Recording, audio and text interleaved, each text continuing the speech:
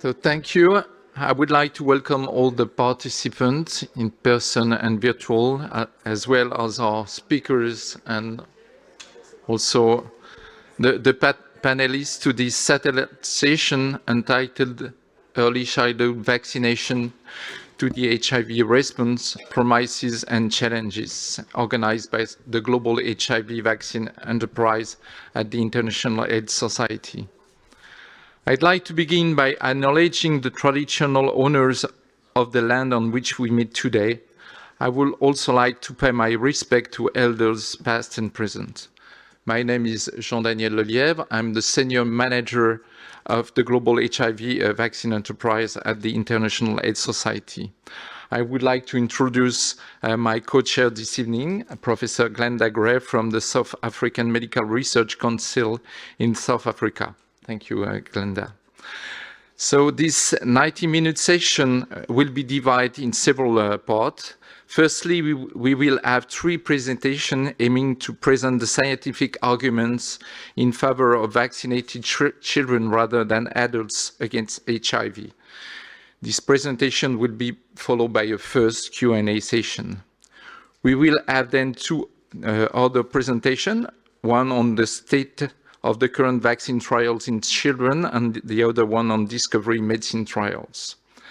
This session will be followed by a panel discussion during which we will address ethical and regulatory consideration as well as community perspective on discovery medicine trials in children and the future implementation and accessibility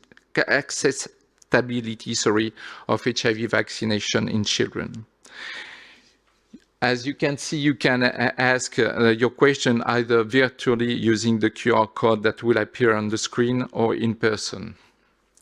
So I'm now handing over to our first speaker, Professor Sally Permar from New York Presbyterian Weill Cornell Medical Center in the US for a presentation on HIV envelope immunization in early life to achieve broad neutralizing antibody responses. Thank you for having me here today in this session on this important topic. So we know that the HIV pandemic is bimodal in distribution, where there is risk of HIV acquisition in early life from either during pregnancy, during the delivery, or via breastfeeding.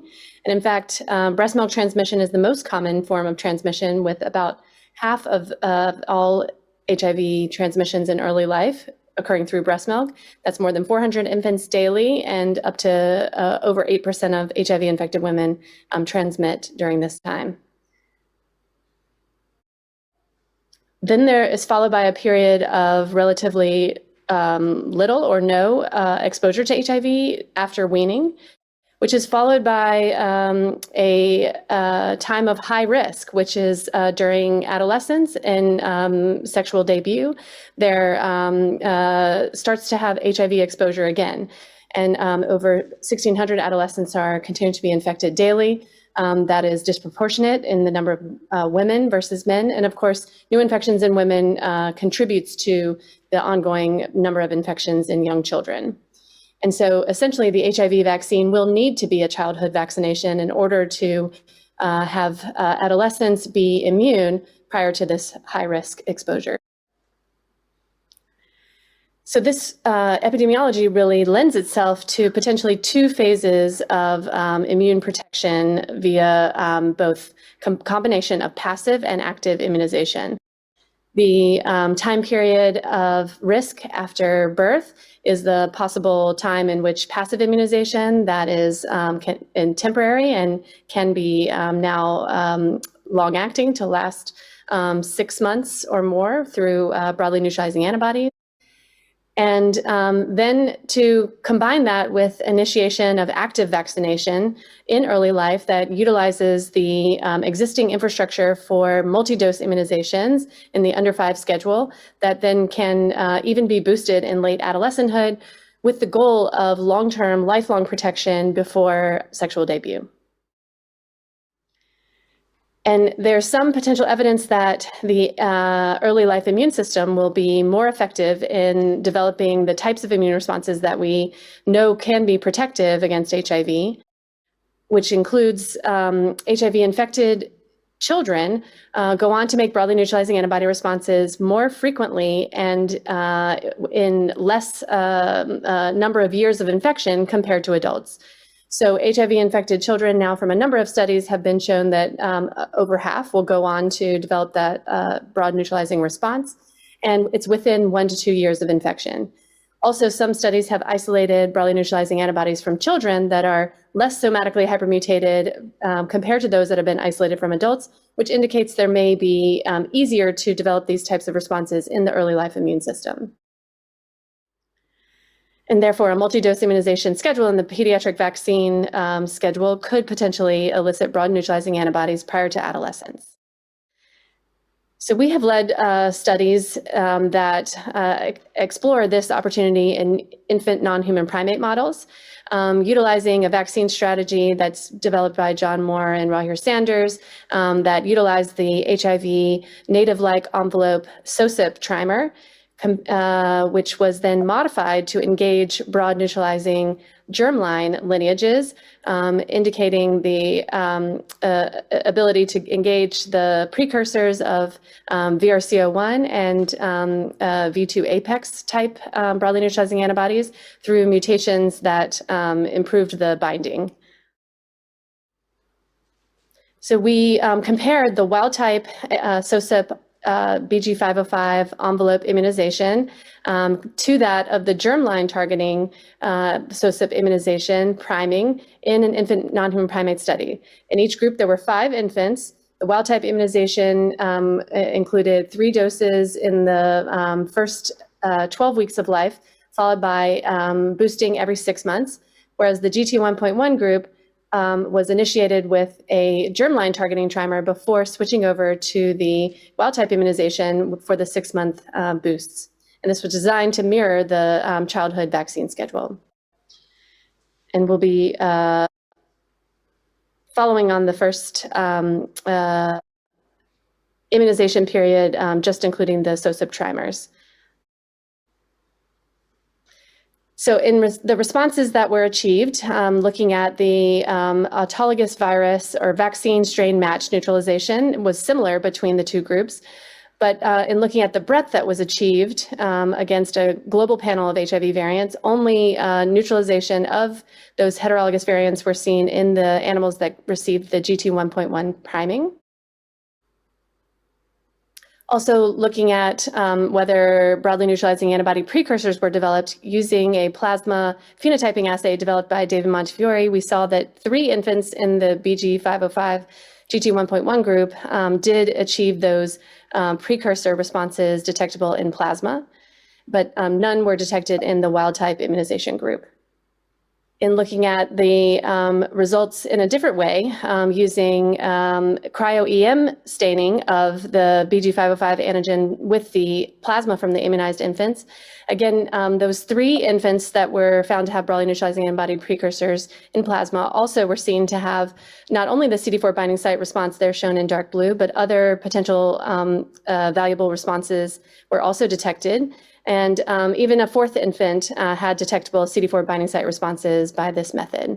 This work by Andrew Ward's group. And in comparing these responses that were achieved in this group compared to that of the wild type versus the GT1.1, we can see the GT1.1 group did achieve more responses, a wider breadth of responses compared to wild type. And we were able to compare these to adults who received similar vaccination schedule with these immunogens. And the infants potentially did have more frequent responses against a larger breadth of epitopes that are valuable for potential broadly neutralizing antibody development. And then we've also looked at the B-cell repertoire, isolating antibodies from the immunized infants that did develop the CD4 binding site precursor response, using the GT1.1 immunogen as bait for staining those B cells, and found variable heavy and light chain usage, as well as long CDR3 links and a range of mutation frequencies. And finally, we were able to directly compare that immunization schedule of the priming with GT 1.1 followed by wild type immunization over the course of 3 years to the infant group that I've already described, to that of a juvenile group. So initially starting the vaccination schedule in what would be the corollary time period of adolescence. And what we found is that the binding antibody responses were very similar between the infant and juvenile monkeys. However, the infants, when initially boosted, did have slightly higher binding magnitude responses. Infants shown in green and juveniles in orange. And then comparing the neutralization responses, the autologous or vaccine strain matched neutralization response was similar between the two groups. But in looking at the CD4 binding site precursor response, potentially more animals in the infant group, here 3 out of 5, compared to only 1 out of 4 of the juvenile group, or sorry, 1 out of 4, had the detectable response. So maybe a hint that the infants were slightly more likely to go on to develop this response. So in summary, autologous and low-level heterologous virus neutralization responses were able to be elicited by the germline targeting SOSIP priming immunization of infants. 3 out of 5 of those infants went on to develop CD4 binding site precursor responses that are desirable for developing a fully broadly neutralizing response in the infants, and in 1 out of 4 juveniles who received the same regimen. And when we isolated GT1.1 specific monoclonal antibodies, they had characteristics of potential BNAb precursors. And then the cryo-EM or MPEM analysis did show that plasma antibodies that were elicited in infants with this regimen had a broader response to key BNAb epitopes compared to that of adult monkeys. And I want to thank the team of individuals who have worked on this, Christina de Paris and Koen van Rompuy as 2 key collaborators that work on this, and a number of others across these institutions. And thank also our funding from NIAID through a HIVRAD program for this work. Thank you. Thank you, Sally, for this very brilliant presentation. So our second speaker is Professor Christina de Paris from the University of North Carolina School of Medicine also in the US. She will focus on a different platform, the mRNA platform, and she will present the result on mRNA strategies in the NHP model. I thank the organizers for allowing us to present our work, and I'm grateful that Sally Permer just gave a wonderful introduction for the rationale of an HIV vaccine, and I'm going to present you some more data why the early life vaccine is a valuable tool. In our group, we are studying mRNA vaccines, and by now you should all be aware that mRNA vaccines are an incredible, valuable platform. They are very safe, they are non-infectious, they cannot integrate. There is potential to express a variety of different proteins, so you can have multivalent vaccines, and the protein expression level can be modulated dependent on how you generate your vaccine. And you can also receive different adjuvant activities by the type of delivery modes. For example, using nanoparticles. All the time you have no worries about anti-vector immunity, so you can give repeated doses. And some animal studies have already shown that these mRNA vaccines can be effective in the presence of maternal antibodies, and that has been shown, for example, for influenza vaccines. As you all are aware of, there have been over 700 million doses of SARS-CoV-2 vaccines that have been administered, and many of them were mRNA vaccine doses. And so we have shown in the last pandemic that they can really be easily produced and scaled up very rapidly and effectively. And I want to first show you actually some results of a pediatric SARS-CoV-2 mRNA vaccine study we conducted. and in the non-human primate model. And we actually started that study in 1920, just before the vaccines were actually approved for adults. And we used a SARS-CoV-2 mRNA LNP vaccine, so lipid nanoparticle vaccine, that was a preclinical version of the Moderna vaccine. We collaborated with them, and we compared that vaccine to a protein vaccine that was adjuvanted with a TLR7/8 adjuvant, this 3MO52 unstable emulsion. We immunized young infant rhesus macaques at 2 months of age. That corresponds to about a 6-month-old infant, so very comparable to the human vaccine that was eventually approved. And then we gave 2 vaccine doses, much lower, 30 microgram compared to an adult dose at 100 microgram at the time. And then we followed these animals for up to 1 year to really see the durability of the vaccine-induced immune responses. And then 1 year later, we tested if these induced vaccine responses would be effective in protecting against the challenge with a heterologous SARS-CoV-2 virus, the Delta virus at the time. What you can see here are the neutralizing antibody responses in the vaccine group that received the protein vaccine in blue and the mRNA vaccine in orange. And you can see that in both groups, we were able to induce very high neutralizing antibody titers. And of course, they declined as an normal immune response, but they were maintained up to 1 year post-immunization. And then when we challenged, only to show you a few data on the right,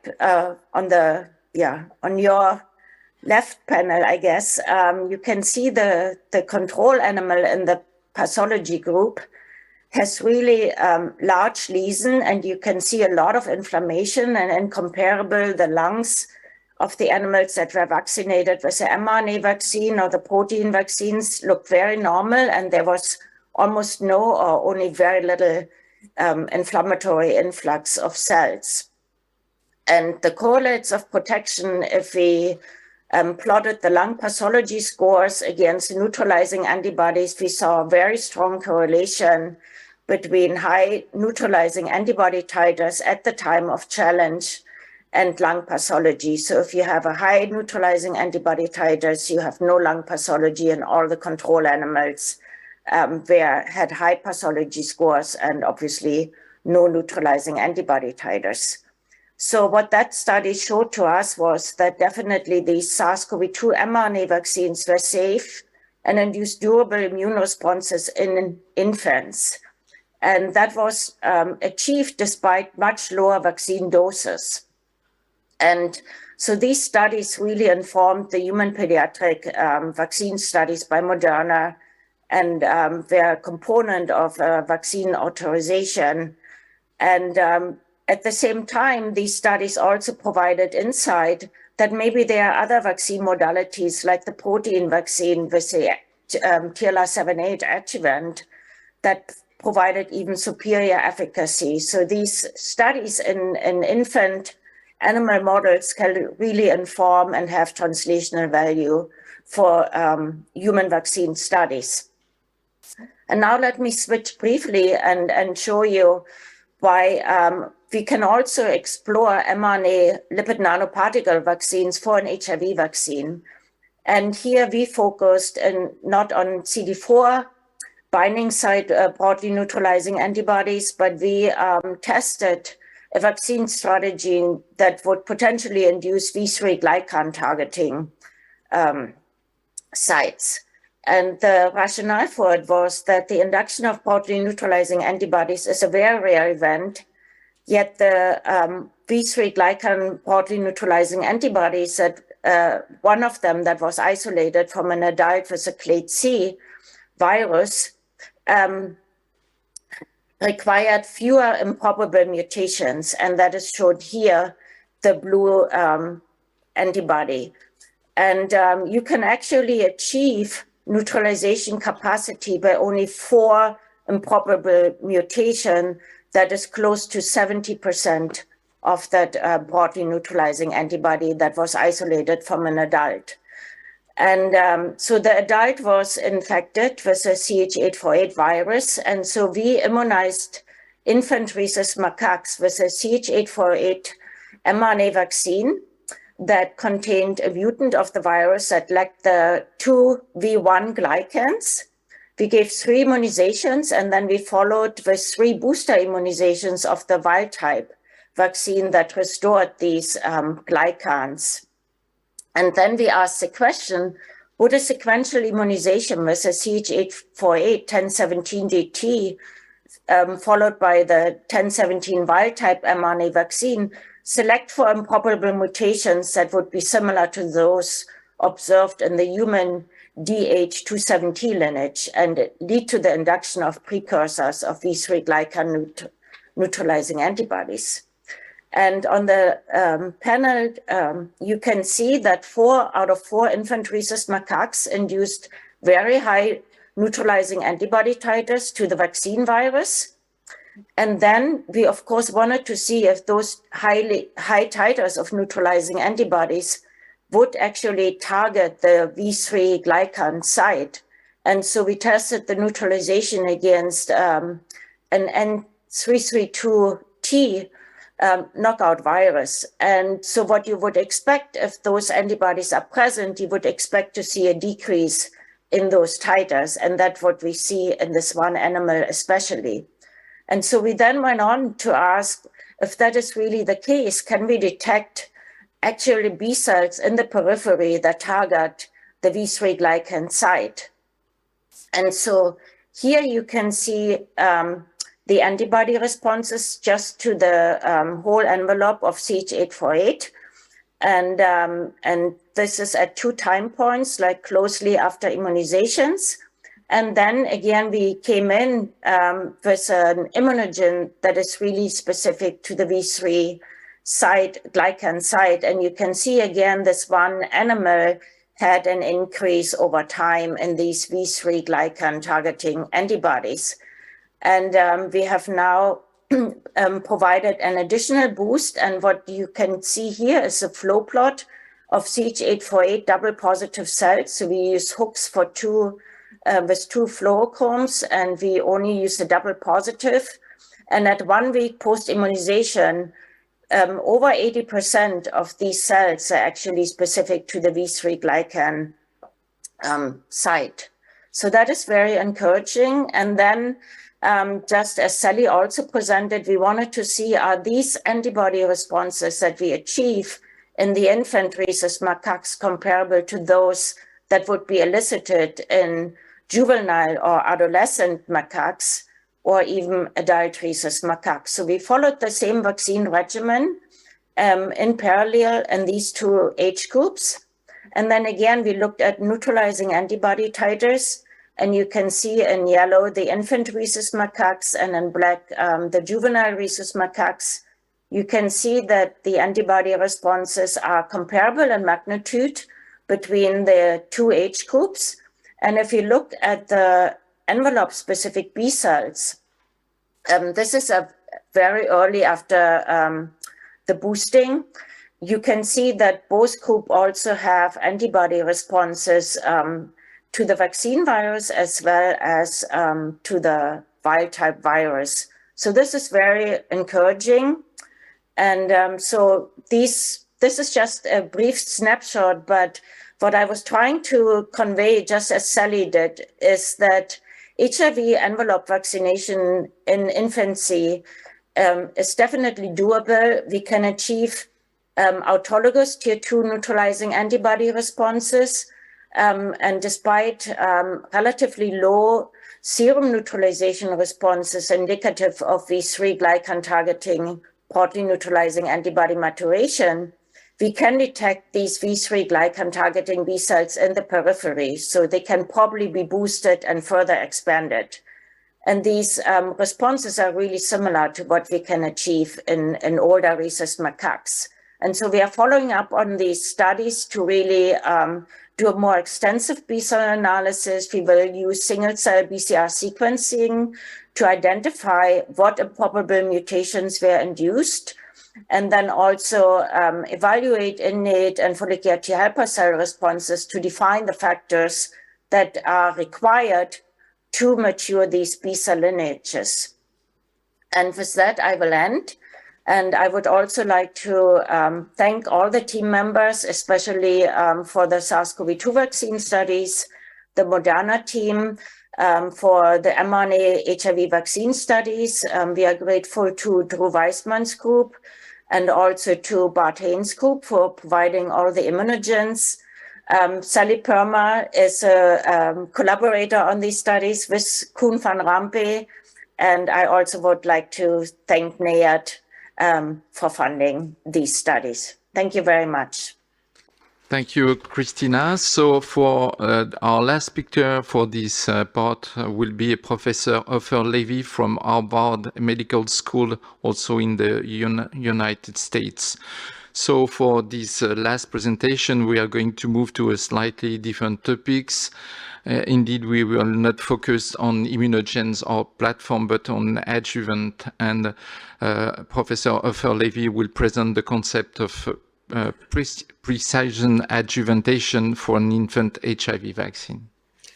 Thank you and good day, everyone. My name is Ofer Levy. I'm a physician scientist at Boston Children's Hospital, where I direct the Precision Vaccines Program, and at Harvard Medical School. As you know, vaccines have traditionally been developed with a concept of one size fits all, that a vaccine formulation can be developed in the same way, whether the target population is male or female, whether you're giving the vaccine to infants or to older individuals, whether you're giving it at different seasons, giving the vaccine alone or in combination, or giving one type of platform, live attenuated subunit mRNA, or another, or giving the vaccine in one part of the world or another. And it turns out, based on a growing literature, that all these factors can make a difference in vaccine safety, immunogenicity, and even efficacy. With these considerations in mind, in 2015, Boston Children's Hospital established the Precision Vaccines Program, which I direct, whose goal it is to discover and develop vaccines for vulnerable populations. We have helped nucleate a precision vaccines network of collaborators across the globe in academia, government, and industry, as well as consultants. And we bring to bear a range of capabilities.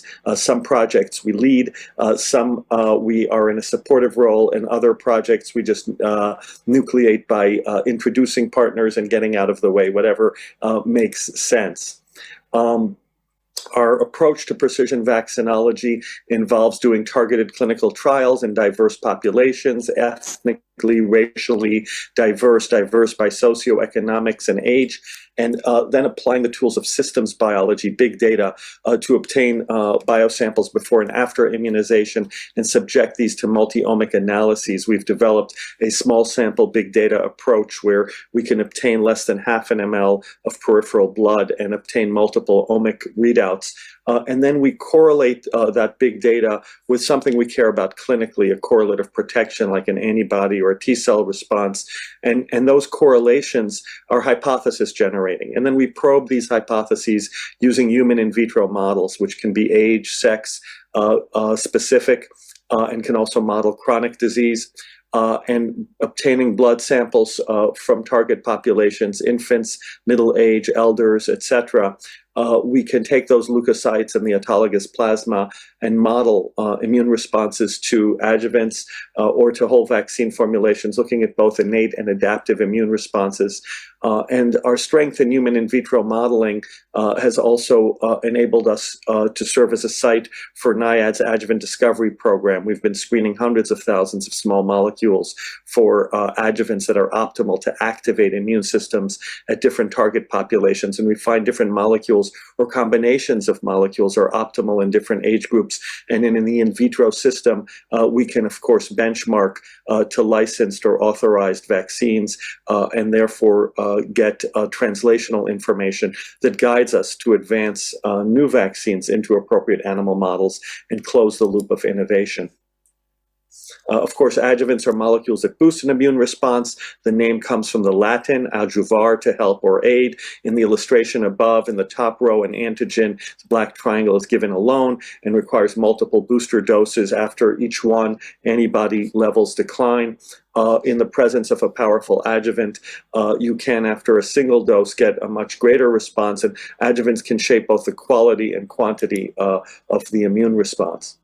NIAID has recognized that adjuvants have population-specific effects by age, sex, and other demographic features. And indeed, in 2018, I served on a blue ribbon panel helping shape the strategic plan for the United States for research on vaccine adjuvants. And you could see that it is anticipated that different adjuvants may be optimal in different target populations.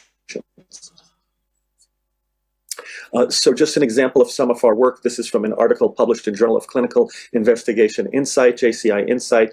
TLR7/8 adjuvant overcomes newborn hyporesponsiveness to pneumococcal conjugate vaccine at birth. This is by David Dowling and colleagues and myself, work supported by the Bill and Melinda Gates Foundation. On the upper right, we're looking at two adjuvants, R848 or Riziquimod, TOL7/8 agonist, but that's a free-floating pharmacophore that would actually diffuse through the tissues into the bloodstream, which is not a good property for an adjuvant. This was solved in partnership with medicinal chemists at 3M Drug Delivery Systems, and I think you heard earlier in the session, 3M052 is a congener that has a lipid tail that renders the molecule hydrophobic. When you inject it intramuscularly, it stays locally.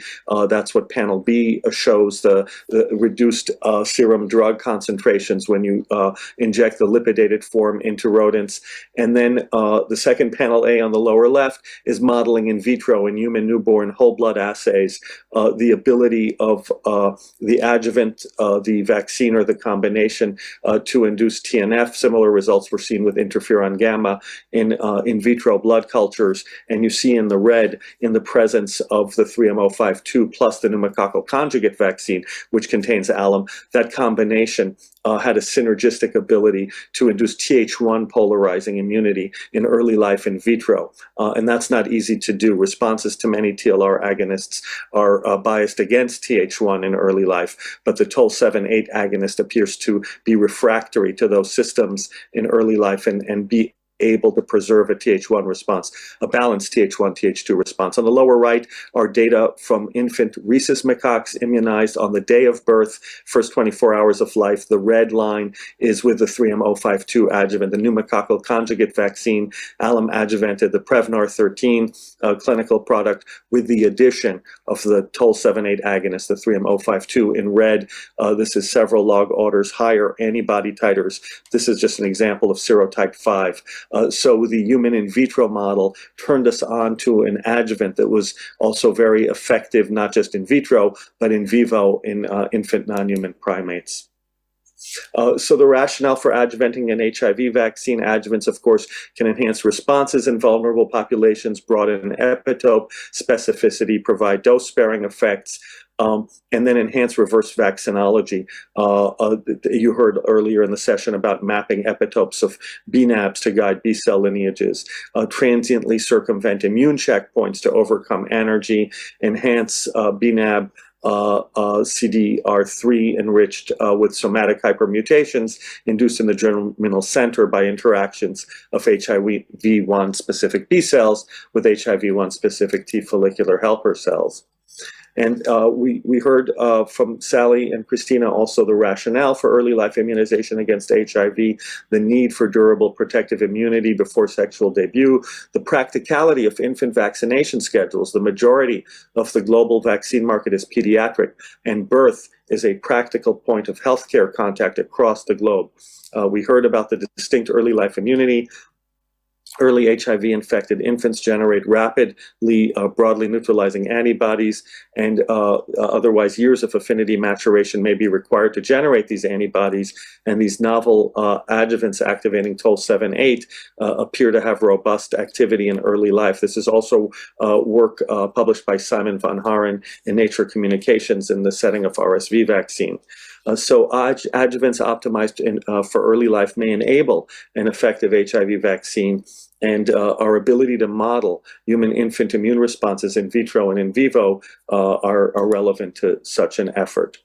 There's a current trial through HIV Vaccines Trials Network, or HVTN 135.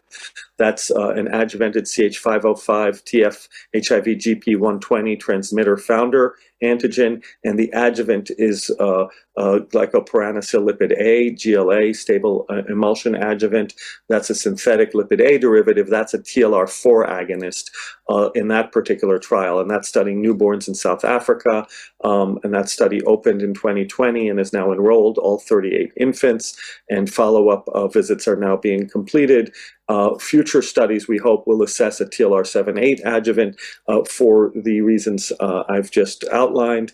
And in our precision vaccines program, Kinga Smullen, a faculty member in our program, is playing a lead role in those studies. We're also providing a multi-omic systems biology capability, both in vitro and in vivo, to define correlates of adjuvanted HIV vaccine immunogenicity so that we learn as much as possible about why studies succeeded or did not succeed. So to conclude, adjuvantation of HIV vaccines is a promising approach to enhance immunogenicity, durability, and protection.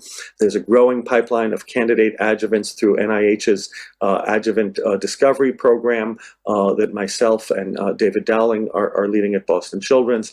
Adjuvants and adjuvant combinations induce diverse responses in different vulnerable populations with distinct immunity, and selection of precision adjuvants can be guided by human in vitro systems, appropriate animal models, and systems biology to define cellular molecular signatures driven by adjuvants that drive BNAbs. Of course, we have many collaborators across the globe to thank at Boston Children's, at University of British Columbia, at Fred Hutch, U Montana, also across the globe, Paulo Palma in Rome, and Tobias Coleman, who's now moving from Australia to Dalhousie in Canada. And you are all invited to the 4th Biennial International Precision Vaccines Conference, which will be held the 5th and the 6th of October in Rome, Italy. And there's still opportunities to register and submit an abstract. Thank you. Thank you, Ofer. So now I hand over to Glenda for the Q&A session. Thanks very much. So Jean, you'll check, Jean-Daniel, you'll check the online, if there's any online questions. I'm going to open this up, thank you, and I want to know if there's any questions from the audience. I've got a couple that I'll ask. So while I'm waiting for people to rush up to the speaker, the microphone, I just wanted to ask a couple of questions. I'm going to start off with Sally. Sally, so you spoke about the vaccination in your macaques, and I just wanted to just ask whether whether you've done any breast milk challenge to active vaccination, and also again, if we had to design, given your information on the juvenile and the neonatal macaques, infant macaques, if you had to design a life course vaccination program after the initial regimen, how often would you consider boosting the regimen in a life course vaccination approach?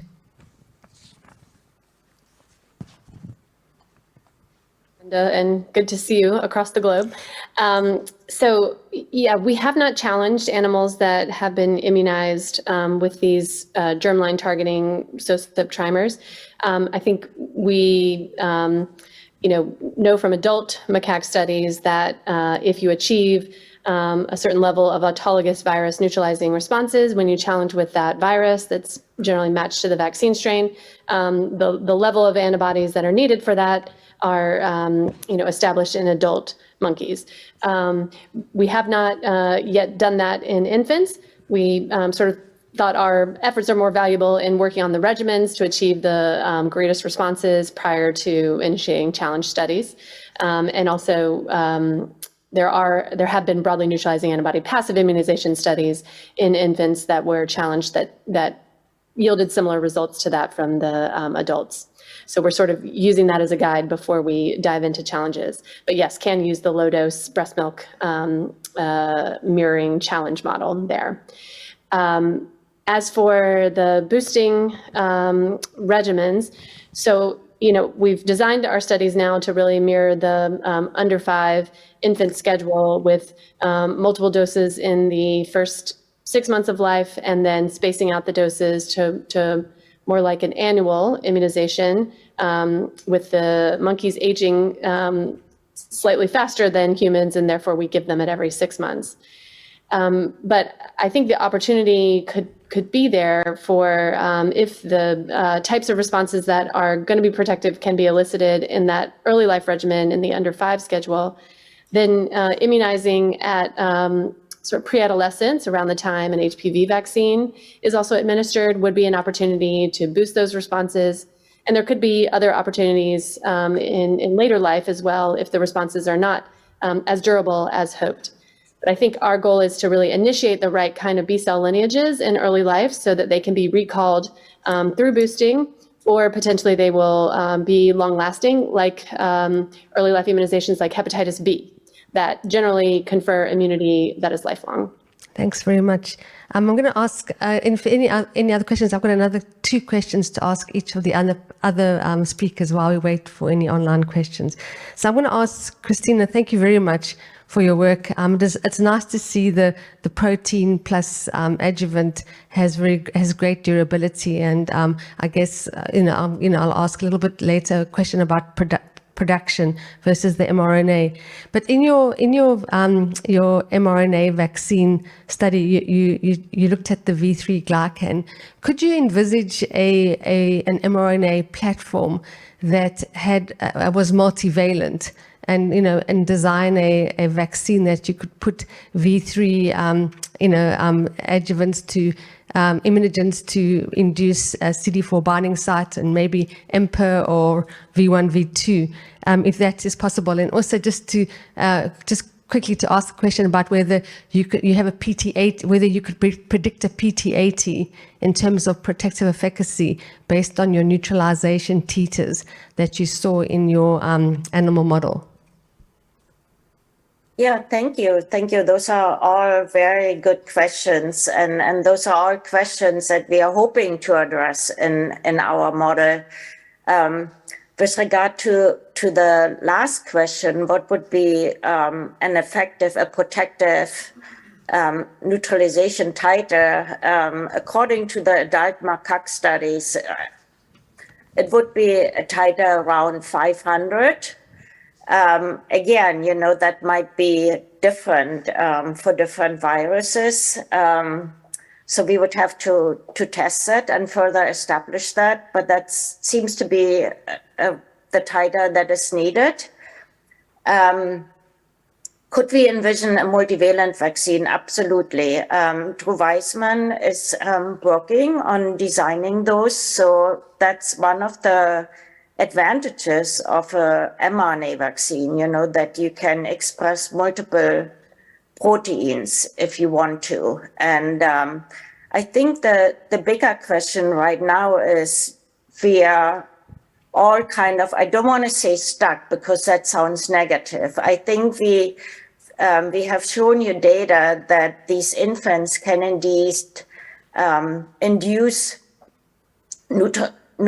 tier 2 neutralizing antibodies, and they have started to make precursors to potentially broadly neutralizing antibodies, but we are not quite there at the level of broad neutralization. So we really are at the first stage, and we now need to design better immunogens that can really drive that lineage development. And so I think that is a challenge for the next few years, to really find the right booster immunogens that will drive further lineage development and breast. And whether that can be achieved by starting with a germline targeting immunogen and then driving a specific lineage and trying to induce breast later on, once you achieve some level of breast through the induction of precursors to broadly neutralizing antibodies, or whether you do that by starting with a multivalent vaccine right away in infancy and then trying to develop multiple lineages at the same time? I think that's a question we have to answer in the next few years. Thanks very much. And then just Ofer, before I let you off the hook, my collaborator, nice to see you online, nice to see everyone online. So you spoke a little bit about the various adjuvants, the one that we've the gel ASA that we've seen, which we've already tried in Soweto, and then your preference is the 7 or 8 TLR 7 or 8. So my question to you is, given the fact that you described that adjuvants, we need different adjuvants at different life points, and that what you would give an adult would be different to what you'd give a geriatric versus an infant. So when we're looking for the optimal adjuvant for infants, is it possible that if we had a good validated non-human primate model, that we wouldn't have to get, and maybe Paul can answer this question later as well, how rapidly could we get to the target population, and how much safety data would we need if we had a validated and acceptable non-human primate model? How much data would we need in adults to move forward in infants?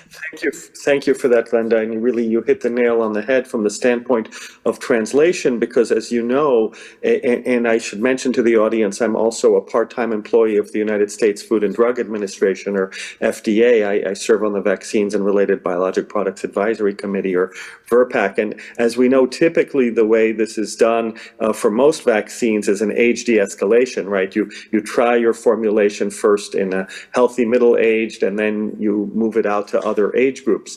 A question arises, are there more efficient ways to move vaccines, especially if there's a particular target population?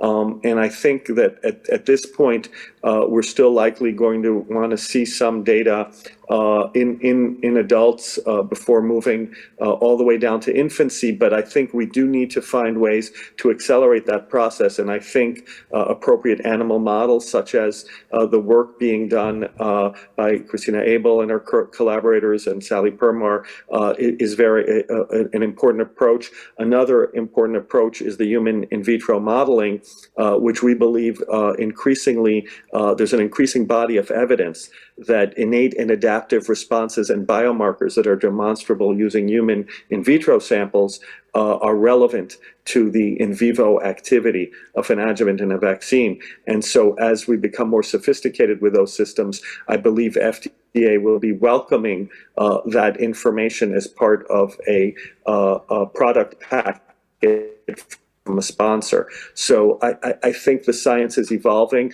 I think we need to continue on a path of precision medicine. I think we need to continue to look at how to safely accelerate the time frame within which we can have trials in different age groups in vivo. I think the pandemic showed us that we can move faster than we did in the past and still maintain a rigorous safety infrastructure, but there's a lot of work ahead.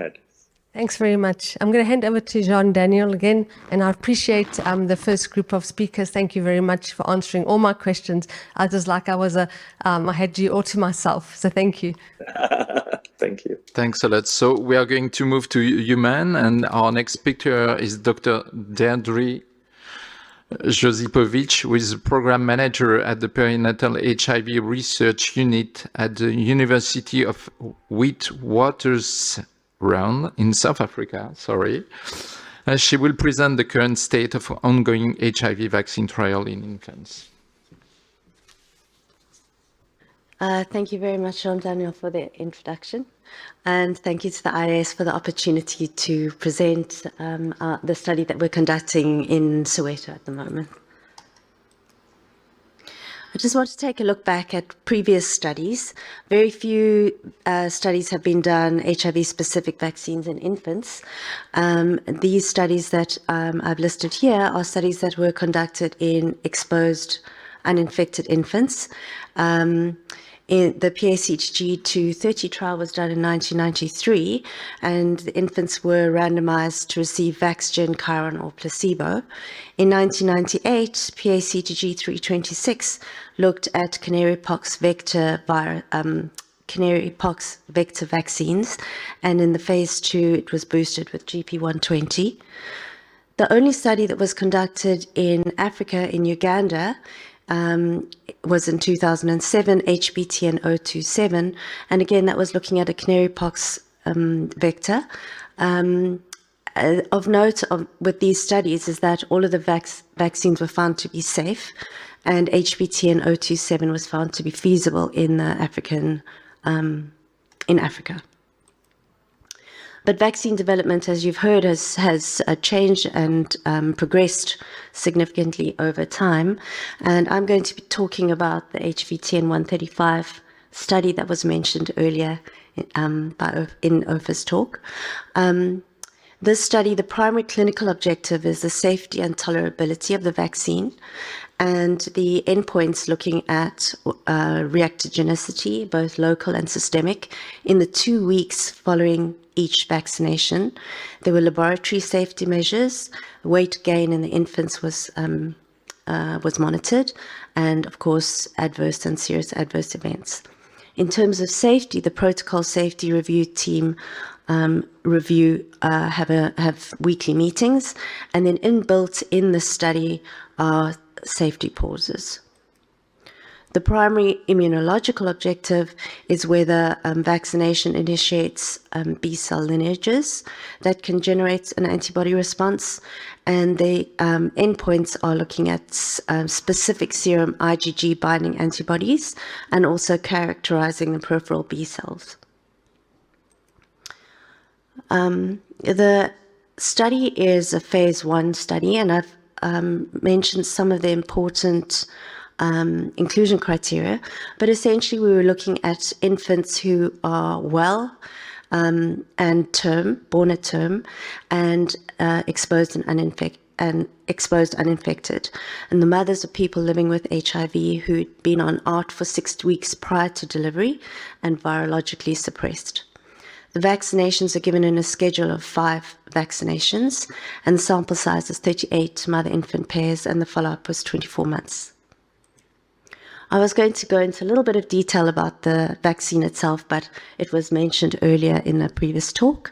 So all I can say about this particular vaccine is that it is being studied in adults currently in HVTN 115, and the adult study predated our infant study. A little bit about the study schema. So the study was divided into different groups. There was an initial safety group of 7 infants, and this was followed by Part B, which is a safety ramp-up of 4 infants. And the safety ramp-up, the adjuvant dose was increased from 2.5 to 5 micrograms. And then Part C is a comparison of 2 different doses of the vaccine, 20 micrograms and 5 micrograms. As I mentioned, there were 2 safety holds and then 1 planned safety review. So the current study status, we screened 60 mothers and we enrolled and reached our target of 38 from November 2020 to July 2022. The screening failure rate is 1.6 to 1.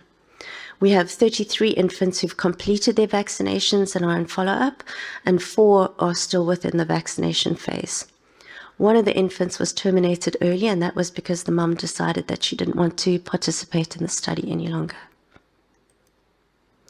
There's some important considerations and challenges that we face when we're dealing with a study of this nature. In phase 1 trials, we need to be very mindful of retention and follow-up. And we had professional nurses recruit our mothers from the antenatal clinics because they could explain and discuss the study in detail with the mothers. What we found is that we had to address and look at maternal support systems. We had to find out from the mothers who are the significant others in their lives who could who could influence decisions that the mothers made about their infants, and even whether they disclosed to those significant others or not. And what we did was we encouraged and invited those people to come and meet our study team and attend further information sessions and information sharing about the study. Cord blood collection was necessary for the study so that necessary tests could be done to reach some of the objectives. And what we found is that we needed to have a 24-hour on-call team to collect the cord blood, and they had to liaise quite closely with the laboratory so that the samples could be processed, collected and processed on time. The visit schedule in the first 4 weeks were very onerous on the mothers, and we had to arrange for transport that was safe and reliable to and from the clinic. And then in the clinic itself, we had to make sure that we had a private room or space available for the moms. They'd recently had a cesarean section. They needed a space to care for their newborn infants. So that's an important consideration. In terms of the infants themselves, we had to be very mindful of the total blood volume that we were collecting. And so we had to track and monitor carefully per visit blood collection and then cumulative collection, especially in the first 30 days of life. So the next step, the study is still ongoing and current at the moment, so the results are not available. But what's very encouraging is that there were no unplanned safety pauses and there were no vaccine-related serious adverse events.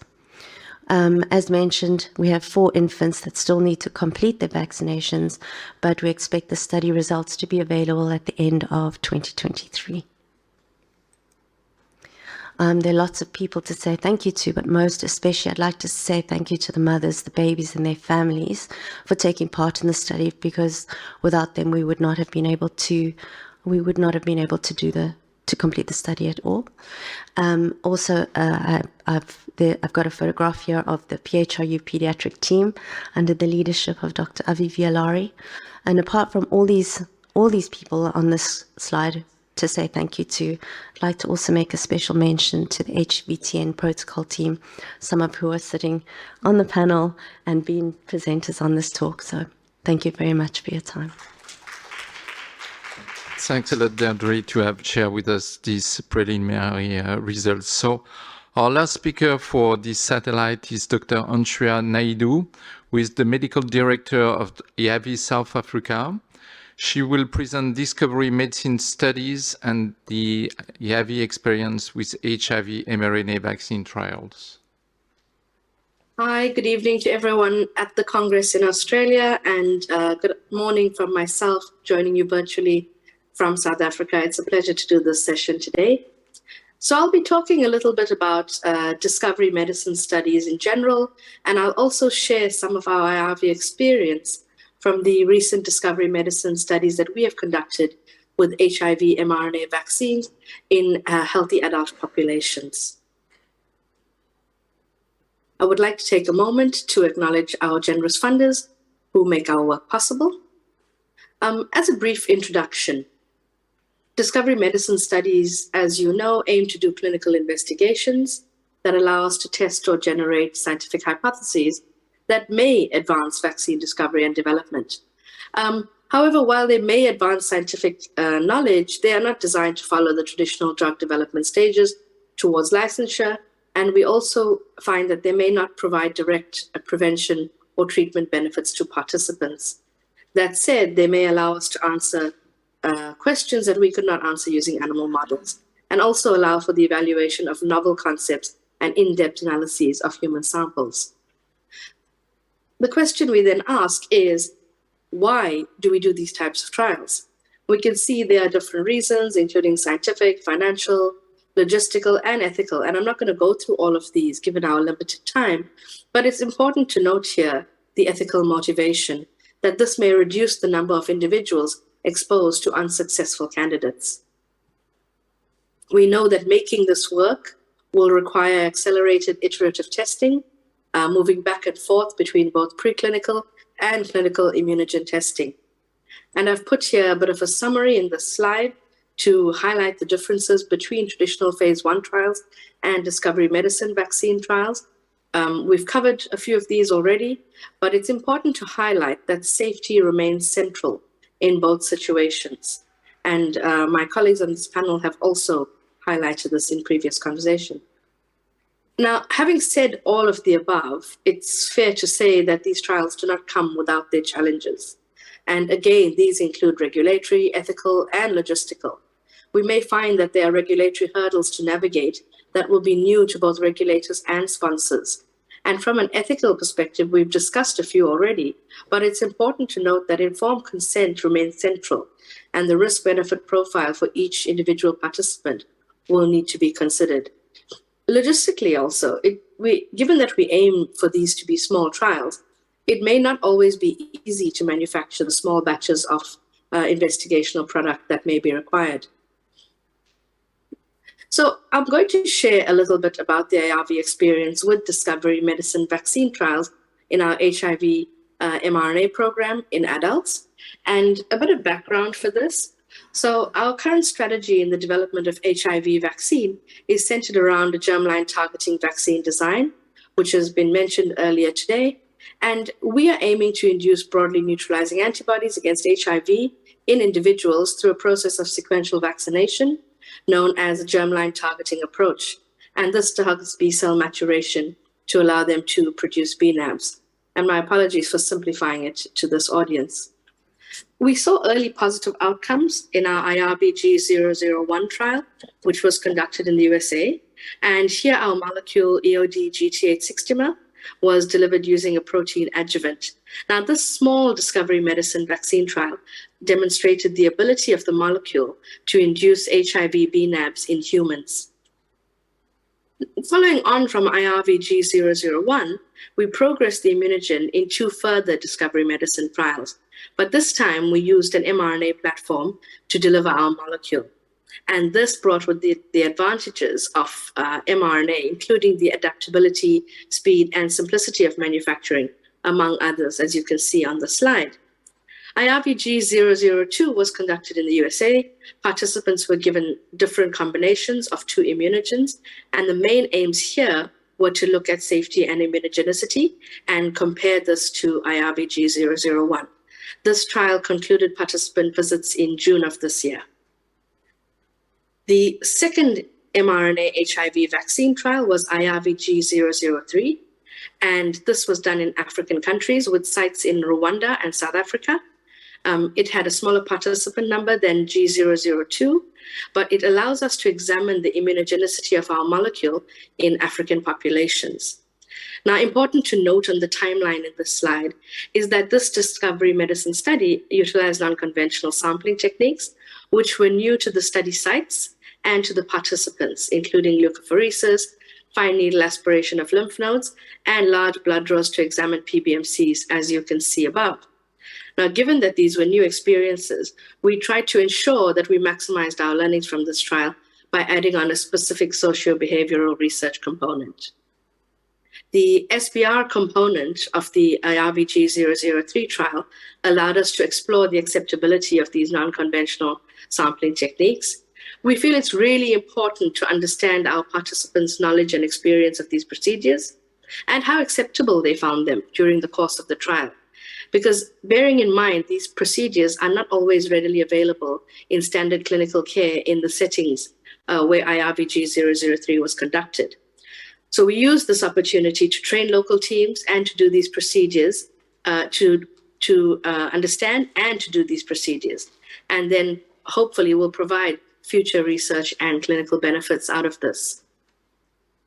Now, in quick summary, I want to highlight that discovery medicine vaccine trials may not always be an option, but they can provide a very valuable avenue to advance scientific knowledge and to improve vaccine design.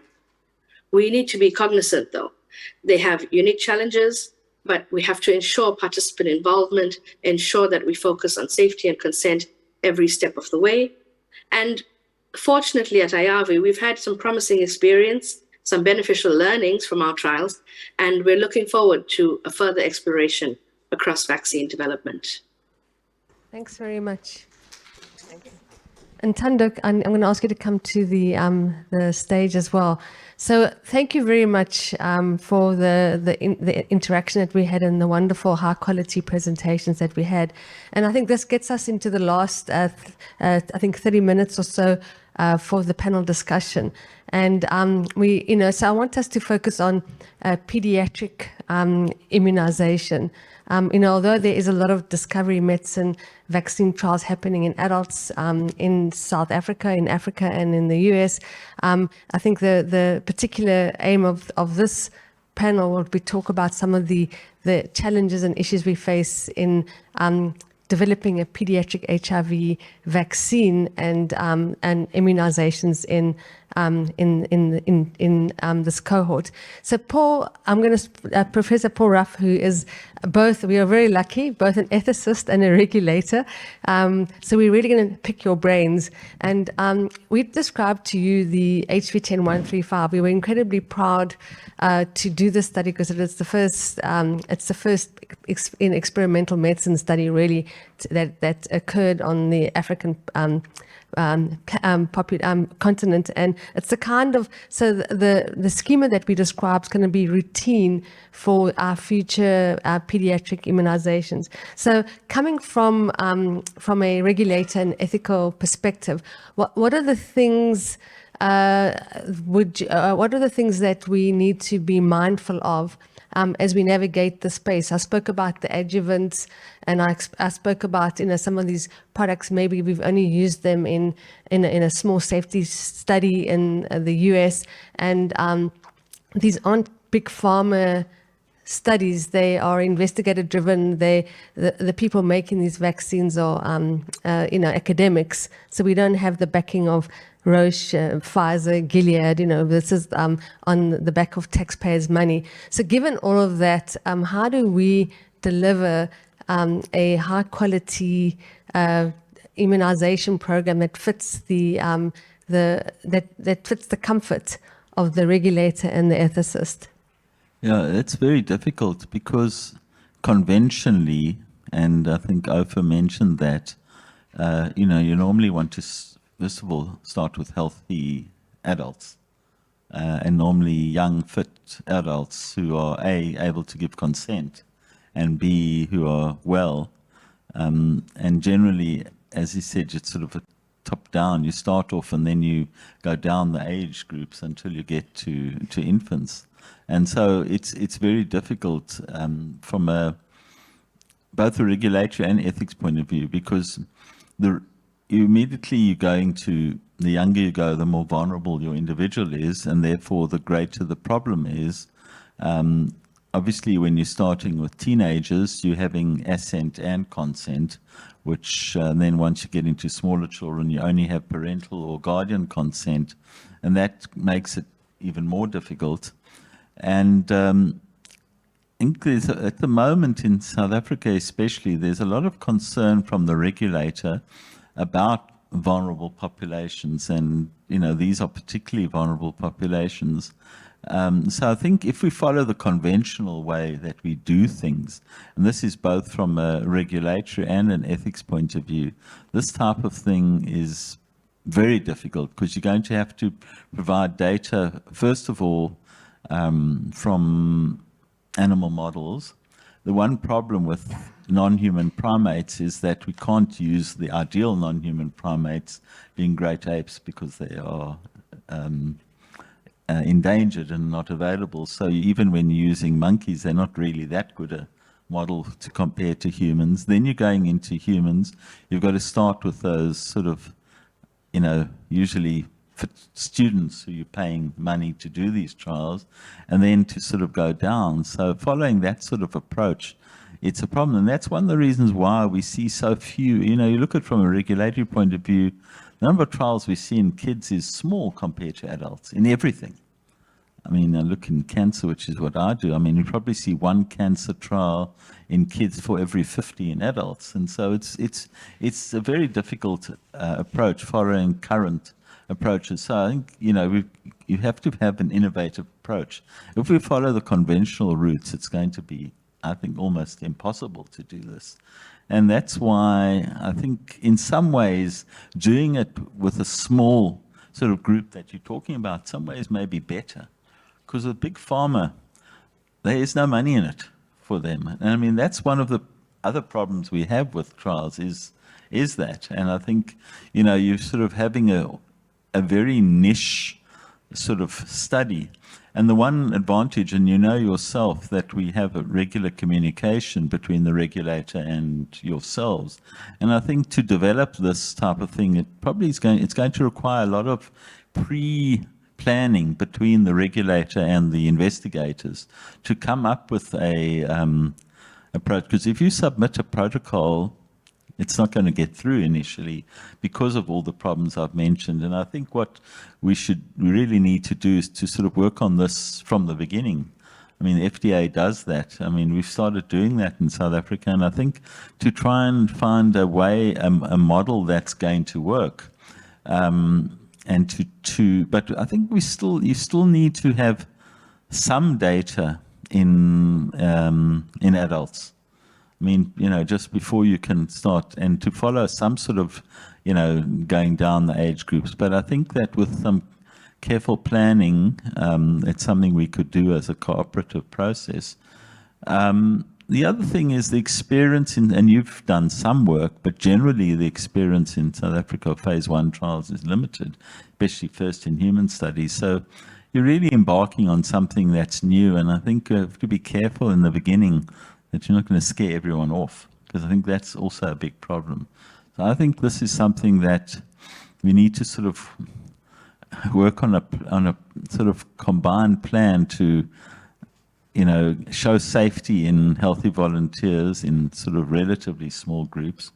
And I mean, we're not going to do sort of major dosage like normal in phase 1 in adults, where you do dose escalation. I mean, that's not really relevant. So that part you can do. So probably be able to define your population, your safety data in adults fairly quickly, and then sort of take it down into sort of younger people first. But obviously here it's a little bit unique because you're specifically interested in infants. Less so than you're not as interested in teenagers and that. So, but how do you get from a sort of fit young student to an infant? It's a little bit of a leap of faith. So we have to do something in between. But I think, and then obviously we need this careful statistical analysis to get it right. So it's not going to be that easy to do. But I think that that's why this approach that we've had in the last few years of having a sort of cooperative approach is going to make a big difference in doing it. I think it's going to require quite a lot of sort of discussion to get to the right way of doing it, because, and I don't think I can quite at the moment envisage exactly how, but I think it's something we need to talk to. And I think that's why I say working with in a way, easier to work with a smaller group. With big pharma, it becomes difficult. And the major reason why big pharma is also not going to be interested isn't the money in it as it would be in other areas. Yeah, I mean, that's very useful. And often when we talk about community engagement, we forget that actually our regulator is one of our most important people that we have to engage with. And we should start putting, in terms of community engagement, one of our most important stakeholders are the ethics committees and the regulators, because a lot of the stuff that we're thinking about as scientists, we need to bring everybody along besides especially the regulators and ethics committee, because it's in their best interest to look after the safety of the population. So on that, I'm going to speak to, and we're going to bring in a community perspective. So another community. So we have the regulators and ethics who are important community, and I'm going to bring in another community, and that is the people with which we work. We know we've been at this conference and we've heard that there's failure in vertical transmission, and that even post-COVID, and when we look at our HIV testing under 15 in South Africa, that the rates of positivity have gone up, which means that we failed to deliver a good PM2CT program, and hopefully this will be reversed. But I'm going to come to you, Ntando. So we are engaging, and I think you sanitized how hard it was to do that trial. We did it in the middle of COVID. And so we had to first screen for COVID. The theatre, the operating theatre at Chris Hani burned down, and so it was a whole drama. So you made it sound so easy, but it was incredibly hard, and to do it during COVID. So I just want to congratulate the team. But it's coming from the perspective of the family. And us engaging with pregnant women. Can you give us a perspective of why would anyone want to enroll in a study like this or enroll your infant? Thank you very much, Glenda. And in fact, I think maybe to start with Prof. Raf in terms of that dilemma of enrolling or at least doing trials in infants, which it seems we do have some experience in, and with what Deirdre has shared with us, which I think would really be great to draw from those experiences. And because one thing that's just very clear from what you've said, Glenda, is that we have this failure in terms of seeing, children being born with HIV or acquiring HIV in the process. And I think that dilemma of the emergency, which is an emergency we've always shared in the 90s, late 90s, which has really led to PMTCT, and now we see that sort of being reversed.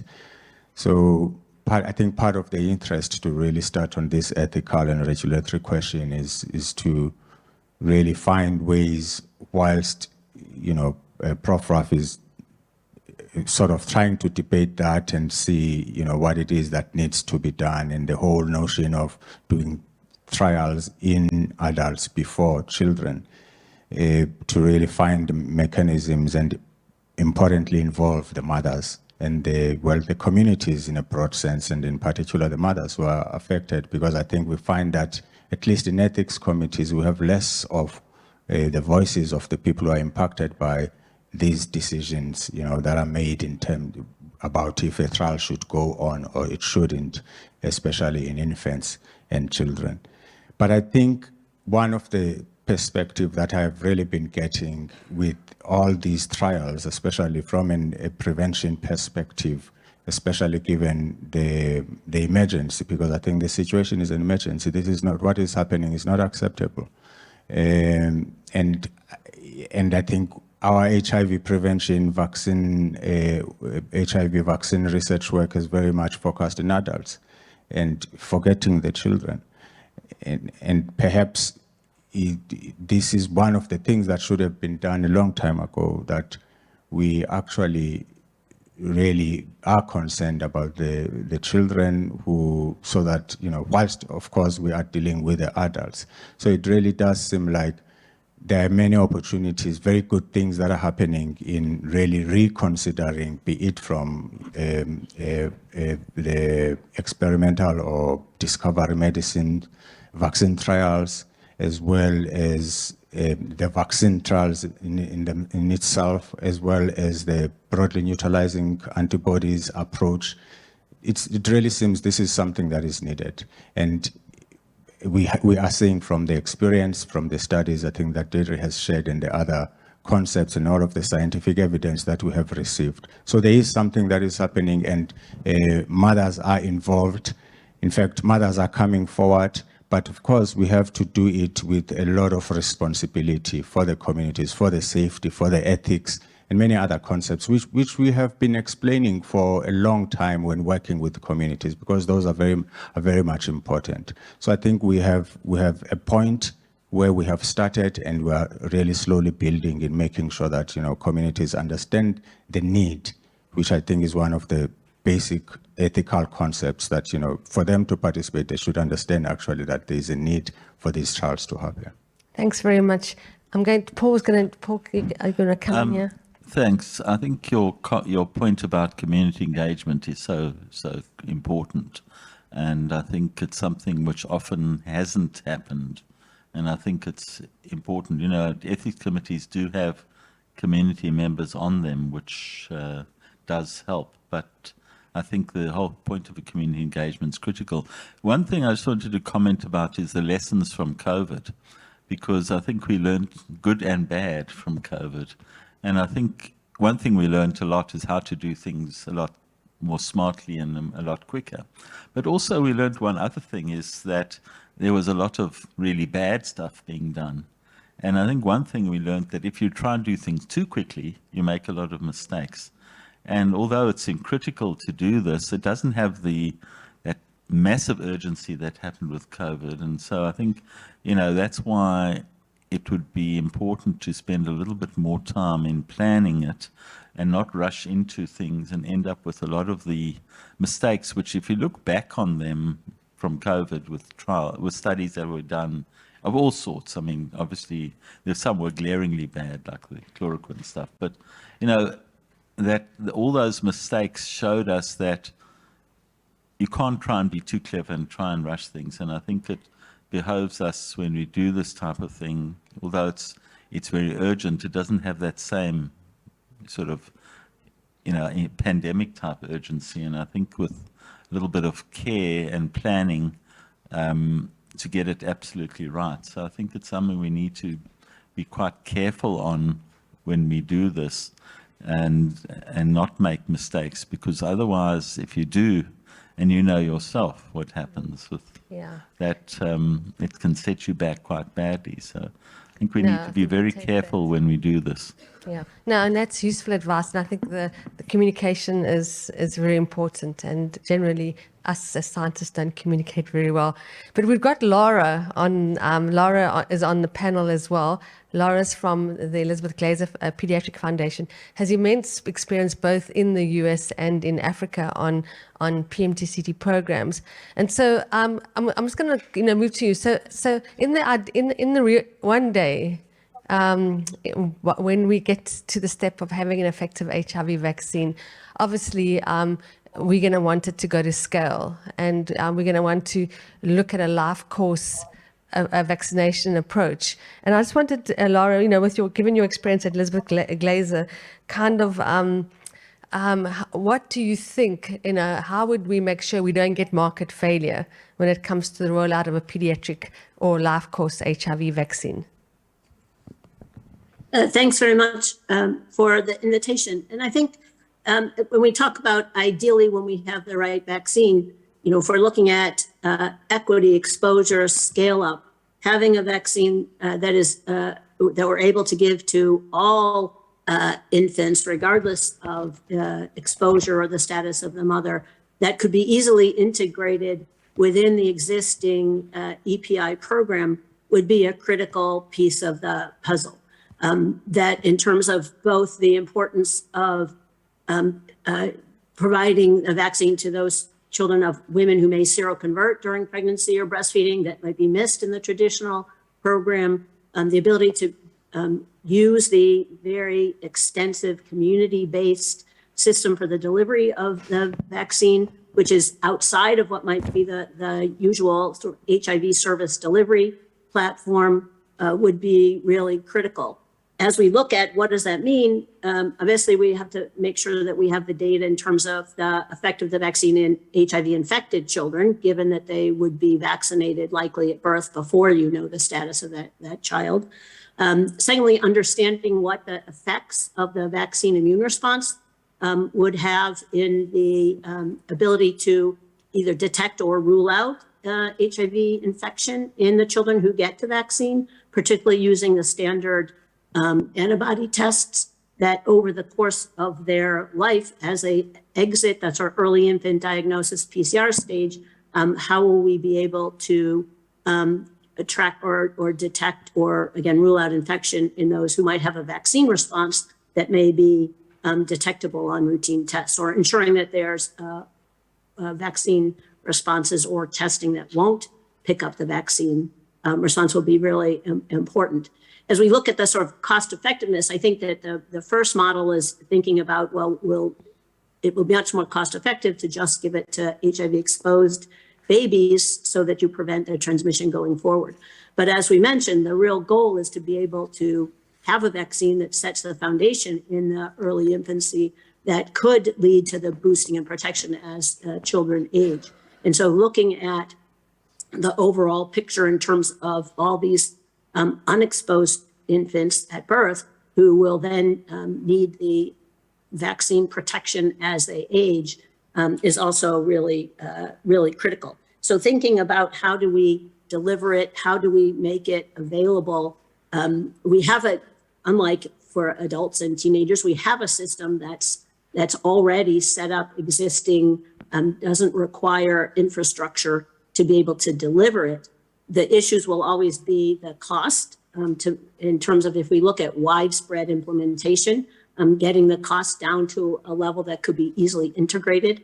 How does the vaccine get integrated into the system? Can it be given at the same time as the existing vaccines? Does it require separate?